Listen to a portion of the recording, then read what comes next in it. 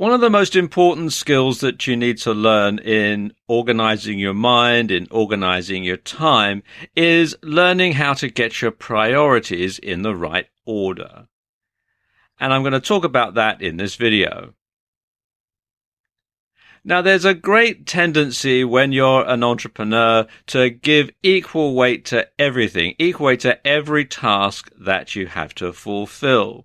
And quite often, especially when you're just starting out, you find that you have a lot of different tasks to fulfill. You've got to do all sorts of things in your home, in your business, and so on. So you might have to do things like cooking, cleaning, looking after your family, home maintenance, all things that are going to take up your home life, transport, dad's taxi takes everybody where they want to go. In your work life, you may have to look after your websites. You're going to need to find new clients. You're going to have to create products or provide the services. You're going to have to handle correspondence, emails, phone calls, letters, that sort of thing. You're going to have to keep up with the accounts and paying the bills. And it can be very difficult to fit it all in. No wonder our caricature in the middle here looks so glum. So you have to accept, when you're an entrepreneur, when you run your business, and even in your life as a whole, that you can't do everything. There's just 24 hours in a day, and you can't do everything that needs to be done. It's just simply not physically possible, because, of course, the more things you do, the more things that you find to do. And if you give each of them equal weight, then you soon find yourself in a bit of a problem. So you have to learn to set your priorities. You can't give everything equal weight. And you have to accept that some tasks are more important than others. So what you have to do is you need to learn how to rank tasks in order of importance.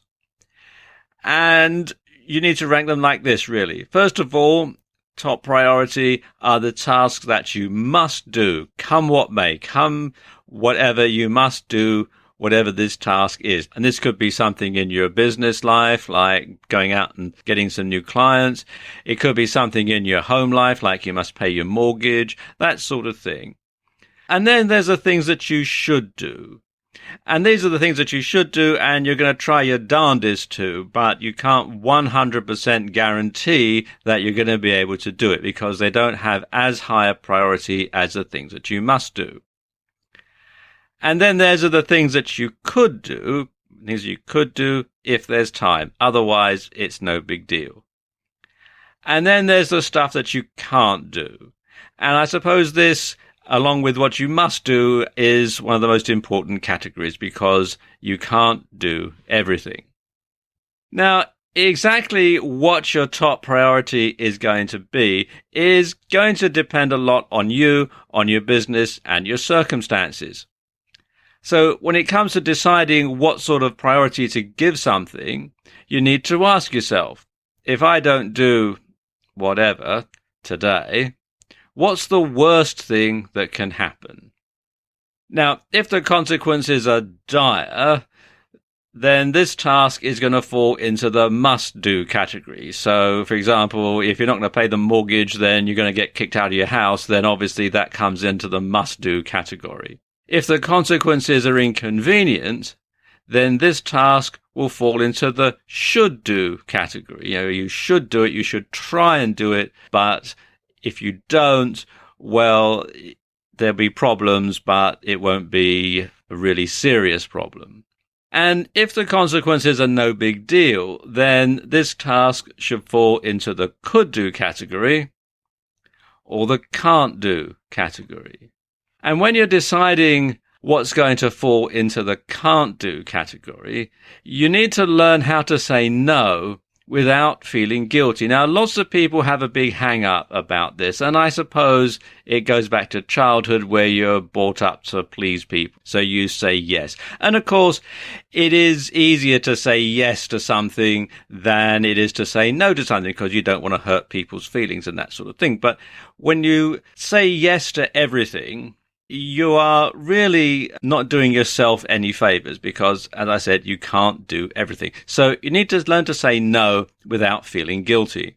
And if you don't have the time to do something, then you don't have the time to do something. It's that simple.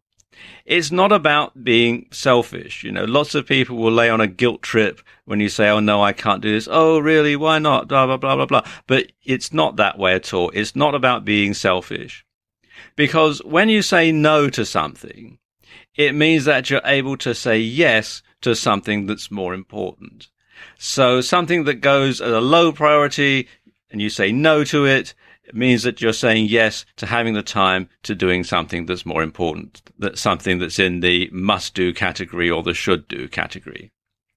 Now, there's a very good book on this subject called How to Say No Without Feeling Guilty by Patty Brightman and Connie Hatch, and you can buy it at Amazon.com and good bookstores. And it goes into this in a lot of detail about the psychology of how you say no without feeling guilty.